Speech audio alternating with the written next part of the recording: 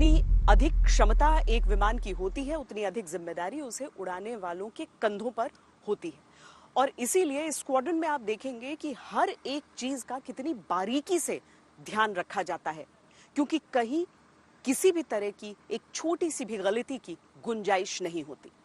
हम यहाँ पे आके एक लास्ट मोमेंट चेक करते हैं। So we check all that कि हमारा डॉक्यूमेंटेशन हमारा पूरा है कि नहीं। तो जहाज में जो डॉक्यूमेंट्स लेके जाते हैं उनका बहुत ज़्यादा इंपॉर्टेंस है। लाइक जैसे अगर हम अपनी FRC लेके जाते हैं तो उसका इंपॉर्टेंस ये है कि इनकेस कोई इमरजेंसी हो जाती है तो वो हमें पूरा रेफरेंस जो है उस डॉक्यूमेंटेशन से करना पड़ता है कि क्या इमरजेंसी के एक्शंस है। जब रफाल की रफ्तार वाले लड़ाकू विमान में उड़ान भरनी तो उस ऊंचाई और उस रफ्तार के लिए शरीर को तैयार रखना होता है, जिसके लिए छोटी से छोटी बात का ख्याल रखा जाता है।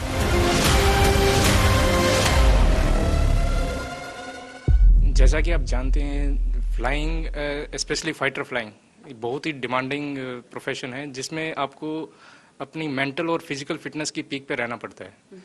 हम एज ए पायलट हम अपना फिटनेस का ध्यान रखते हैं, पर as an external agency doctor भी रोज चेक करता है कि हम फिजिकली फिट है कि नहीं बिफोर फ्लाइंग। इन छोटी छोटी बातों में फ्लाइट से ठीक पहले कुछ खाना बहुत ज्यादा जरूरी माना जाता है। आपको समझाते हैं क्यों। Ma'am, pre flight meal is very काफी हमारे लिए जरूरी है, क्योंकि हमारी जो डेली फ्लाइंग है ये बहुत ही ज़्यादा मेंटली एंड फिजिकली बहुत ही एग्जॉस्टिव है। हमारे एयरक्राफ्ट में जब भी हम ऊपर जाके मैनोवर्स करते हैं तो उसमें हाई जी फोर्सेस आती हैं, तो हाई जी फोर्सेस को सस्टेन करने के लिए we have to have the pre flight मील।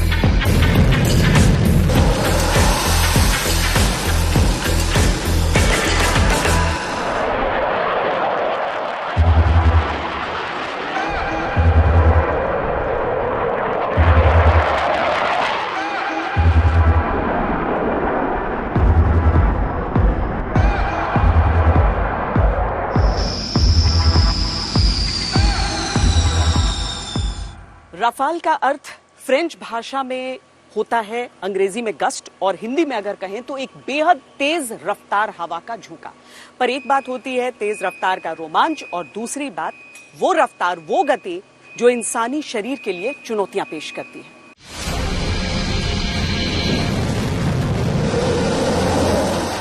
एक ऐसा विमान जो ऊंचाई और रफ्तार की सीमाओं को लांघता हुआ दुश्मन को ललकारता हुआ उड़ान भरता है।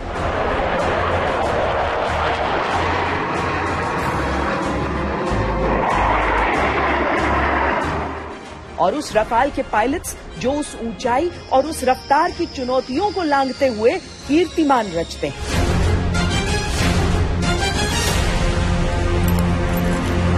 एक फाइटर पायलट मेरे लिए सिर्फ अनुशासन और मेहनत है।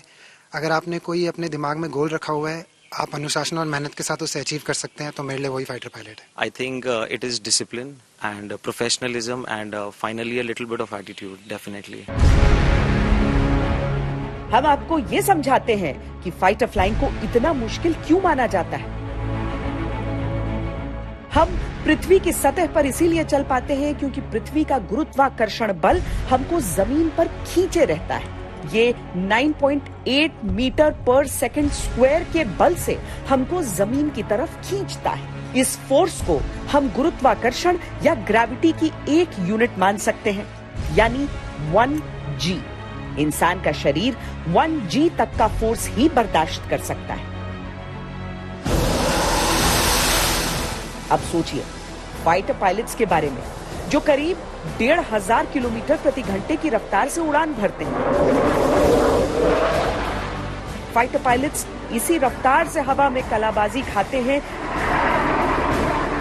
जिसकी वजह से उन पर कभी कभी गुरुत्वाकर्षण का 9 गुना ज्यादा फोर्स लगता है, यानी 9G फोर्स। आसान भाषा में कहें तो पृथ्वी उनको 9 गुना अधिक ताकत से नीचे की तरफ खींचती है। एक फाइटर पायलट जब विमान उड़ाता है तो उस पर 3 तरह के फोर्स काम करते हैं, GX, GY और GZ। टेक ऑफ के दौरान GX फोर्स लगता है जो पायलट के सीने से पीठ की तरफ लगता है। ये पायलट को टेक ऑफ के समय सीट पर धक्का देता है। लैंडिंग के समय उल्टा होता है और ये फोर्स पीठ से सीने पर आता है और पायलट आगे की तरफ खींचता है। GY फोर्स एक कंधे से दूसरे कंधे पर जाता है और ये कलाबाजी के दौरान लगता है।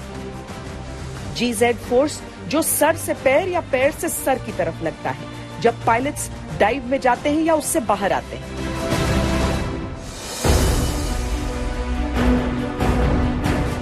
इन सारे फोर्स को बर्दाश्त करने के लिए दिल का सही काम करना जरूरी होता है, क्योंकि अगर G फोर्स ज्यादा हुआ तो खून का बहाव दिल से आगे नहीं जा पाएगा और दिमाग तक खून के जरिए ऑक्सीजन नहीं पहुंचेगी।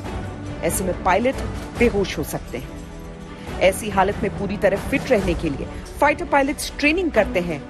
उनकी ये ट्रेनिंग किसी जिम की थका देने वाली ट्रेनिंग से कहीं ज्यादा मुश्किल होती है, जिसमें वो अपने कोर और हाथ पैर की मांसपेशियों को मजबूत रखते हैं।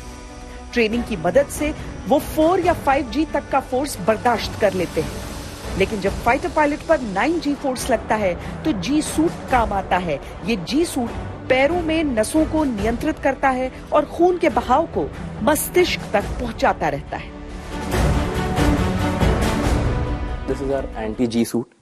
हम हवा में जाके हम लोग जो भी मैनूवर्स करते हैं, जितने भी हम लोग टास्क और whatever mission we are flying, उसमें हमें जितना भी G फोर्स लगता है, जितनी भी ग्रेविटी रखती है, तो गुरुत्वाकर्षण के अपोजिट हमारी बॉडी में जितने भी फिजियोलॉजिकल एस्पेक्ट्स है उनको मेंटेन करने में, हमारा blood circulation and everything control में रहे, इसलिए हम लोग ये G सूट पहनते हैं। तो ये हमारे उस इफेक्ट को कम करने में और we can perform better inside the cockpit, it helps us. तो वजन भी बहुत होगा इसका? यस मैम, इट इज ये है तो heavy, but it is in मतलब एक महत्वपूर्ण मतलब it's more of a body part for me. तो inside the cockpit it is the same, so whatever, and plus हमारी ट्रेनिंग के हिसाब से we are now adapted to it. तो वो कितना भी भारी हो वो, बट हमें ऐसा लगता है कि it is a part of our thing.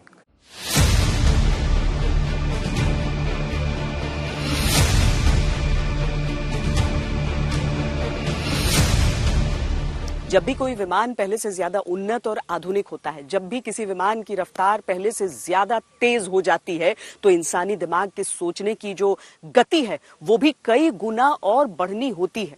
Rafale squadron के ये जो तमाम पायलट्स हैं, उनके सोचने की गति, फैसला लेने का जो रफ्तार है वो इतनी तेज है कि आप सोच भी नहीं सकते।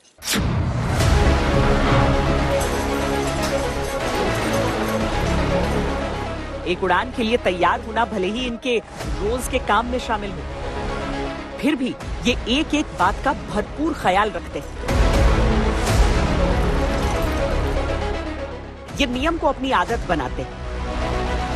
एक फाइटर प्लेन की रफ्तार आवाज से भी तेज होती है, तो उस तेज गति पर फैसला भी सुपरसोनिक लेना होता है।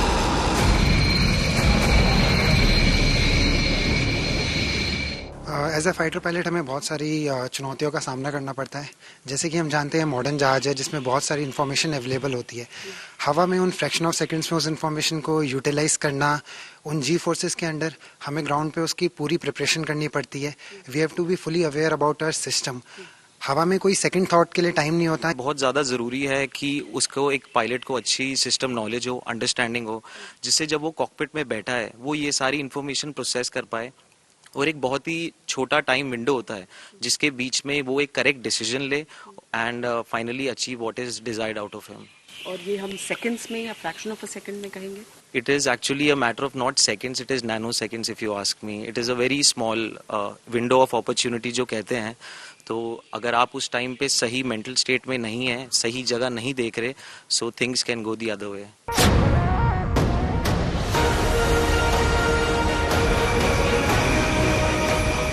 पलक झपकने से पहले फैसला लेना और इस बात का एहसास रखना कि उनके इस निर्णय पर पूरे देश की सुरक्षा निर्भर है। सही कहें तो रफाल पायलट्स का किरदार जितना खूंखार होता है, उनका स्वभाव हमें उतना ही सहज नजर आया।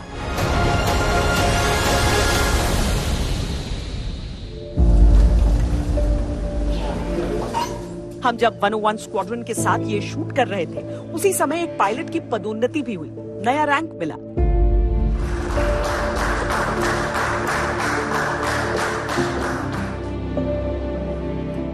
ये साथ मिलकर देश रक्षा में उड़ान भरते हैं तो एक दूसरे के सबसे करीबी साथी भी होते हैं।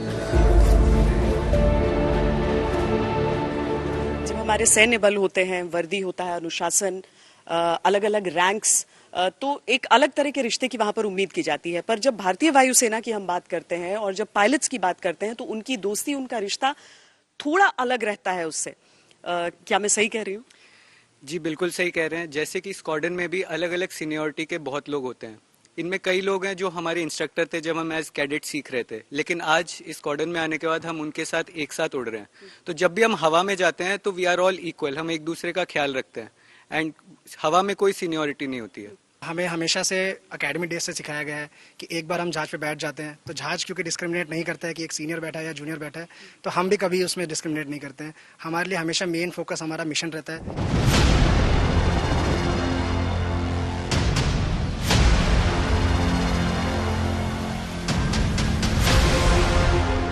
अपने दिमाग को किसी भी तरह की जटिलता से मुक्त रखकर, अपने शरीर को पूरी तरह स्वस्थ रखकर, खुद को सर्वश्रेष्ठ के लिए प्रशिक्षित करके ये पायलट्स रोज अपने उस उड़ान के लिए निकलते हैं जो कहने के लिए रूटीन है, पर कहते हैं ना, विपत्ति बताकर नहीं आती।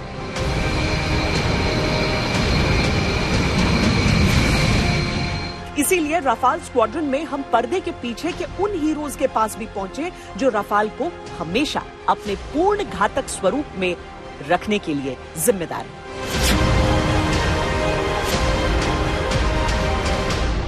समूचे एशिया पैसिफिक क्षेत्र को अगर हम देखें तो अपने किस्म का सबसे आधुनिक और सबसे बड़े हैंगर्स में से एक है ये।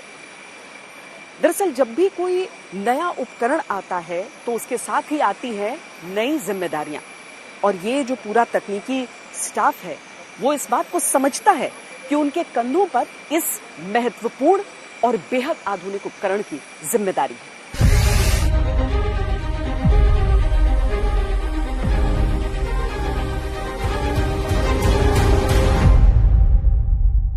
फॉर अ मेंटेनेंस क्रू जो हमारी प्राइम रिस्पॉन्सिबिलिटी है वो ये इंश्योर करना कि जो हमारे एयरक्राफ्ट्स हैं all of them they are maintain at a highest level of serviceability and even short notice पे they are ready to be deployed. Apart from this जो भी हमारे सिस्टम्स है वी इंश्योर कि they are available round the clock so that we are ready for all the assigned missions to us. जितना complex ये जहाज है उतनी ही ज़्यादा हमारी चुनौतियां हैं।